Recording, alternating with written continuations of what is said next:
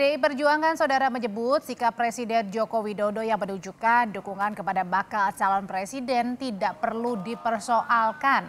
Anggota DPR yang juga politisi PDI Perjuangan Deddy Sitorus mengatakan sikap Presiden Jokowi yang menunjukkan dukungan kepada bakal calon presiden adalah hal yang wajar. Yang tidak boleh menurutnya adalah menggunakan kekuasaan untuk memenangkan calon tertentu.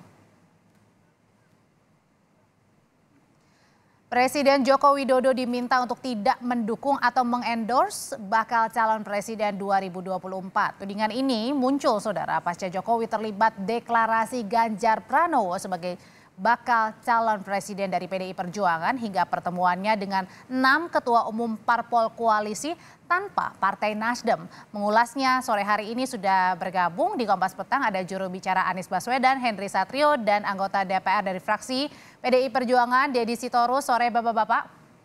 Sore Mbak Audrey, Bung Hensat. Saya mau ke Mas Henry dulu. Mas Henry, sebenarnya menurut pemandangan mata dan pengetahuan, sejauh mana sih kira-kira kepantasan Jokowi dukung bakal capres atau bakal calon wakil presiden 2024 untuk sekarang? Nggak, itu apa yang disampaikan Bang Deddy itu udah betul. Boleh-boleh aja selama kekuasaan yang dia pegang sebagai presiden itu tidak digunakan. Jadi kalau sebagai human being, manusia, warga negara Indonesia itu boleh-boleh saja. Saya sepakat apa yang disampaikan oleh Bang Deddy dan kemudian kehadiran Pak Jokowi di dalam rapat Partai PDI Perjuangan pada saat mengumumkan Ganjar Pranowo sebagai calon presiden kan itu juga dalam kapasitasnya sebagai kader PDI Perjuangan ya, walaupun kemudian diberikan kesempatan oleh bicara oleh Ibu Mega, tapi lagi-lagi selama itu tidak menggunakan kekuasaan, jadi artinya dia sebagai kader partai, dia sebagai WNI itu nggak masalah, Mbak Audrey. Saya sepakat dengan apa yang disampaikan oleh Bang Deddy.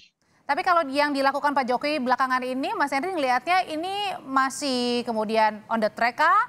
Begitu?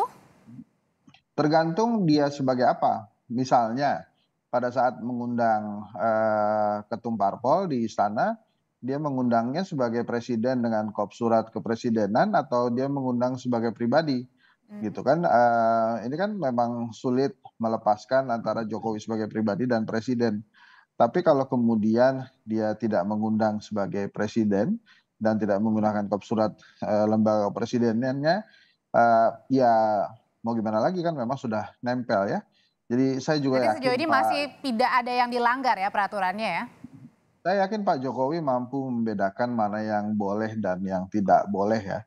Sehingga menurut saya sampai saat ini kalau kemudian PDI Perjuangan menganggap itu wajar maka wajar karena filter pertama dan filter utama dari Pak Jokowi selama ini ada di PDI Perjuangan. Kenapa saya katakan demikian?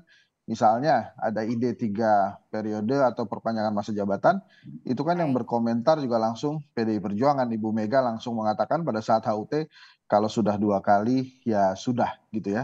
Jadi selama PDI Perjuangan menjaga Pak Jokowi supaya dia tetap berada di dalam terah kenegarawanan, saya nggak masalah. Berarti sejauh ini masih on the track ya. Tapi kalau dari PKS nih, Bang Deddy, ini kan PKS ini tadi melalui Pak Mardhani Alisera nampaknya udah mulai risih nih, udah mulai kok seperti ini begitu?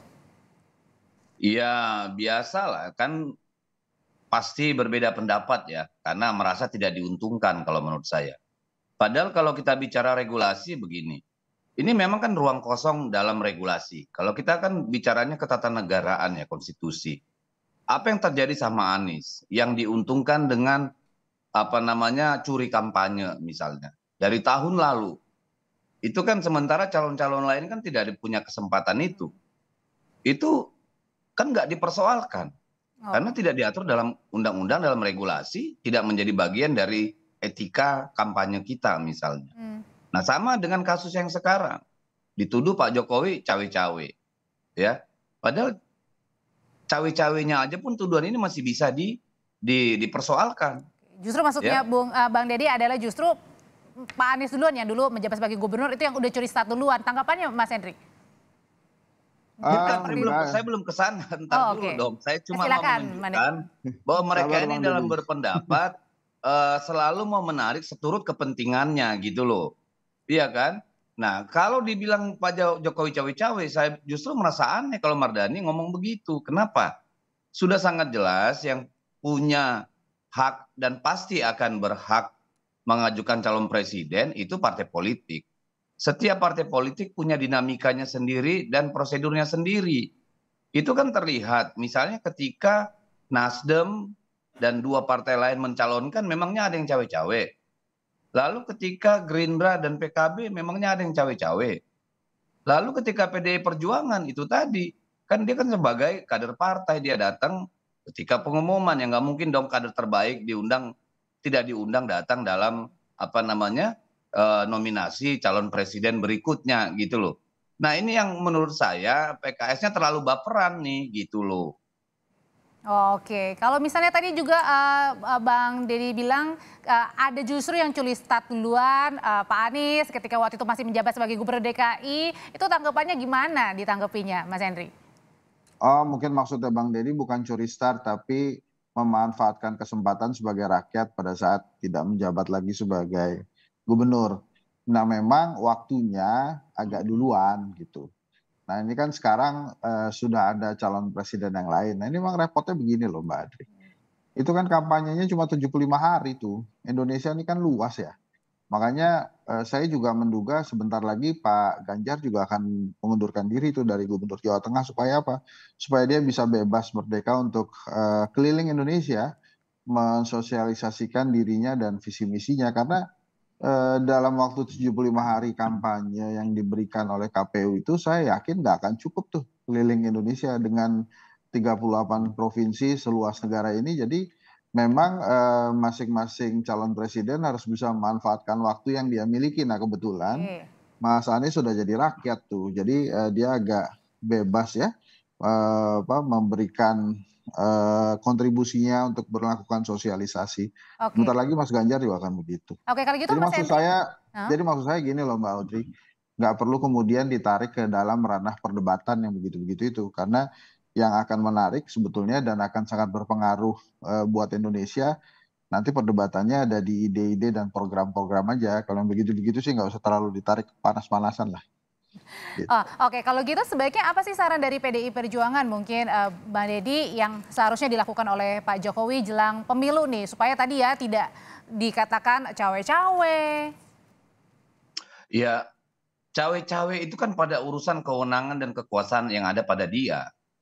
Bahwa sebagai pribadi, sebagai seorang presiden gitu ya, yang punya keinginan supaya apa yang dia kerjakan itu berlanjut dan itu dinyatakan apa namanya dengan cara-cara yang elegan, saya kira tidak ada masalah. Yang tidak bisa itu adalah kemudian dia menggunakan kekuasaan yang melekat pada dia gitu loh. Itu yang pasti kita juga akan menjaga beliau jangan sampai seperti itu. Bahkan kalaupun itu dilakukan terhadap PDI Perjuangan gitu, karena kita pengen membangun peradaban politik yang baik, tidak dengan cara-cara yang tidak benar. Sekarang ini kan ranahnya masih ada di partai politik. Bagaimana bisa mempengaruhi partai-partai politik? Misalnya kan semua punya kepentingannya masing-masing gitu loh. Oke, baik. Artinya adalah masih on the track ya untuk Pak Jokowi yang dilakukan sejauh ini. Dan terima kasih untuk perbincangannya sore hari ini anggota DPR fraksi PDI Perjuangan Deddy Sitorus dan juga juru bicara Anies Baswedan Henry Satrio. Sehat selalu Bapak-Bapak.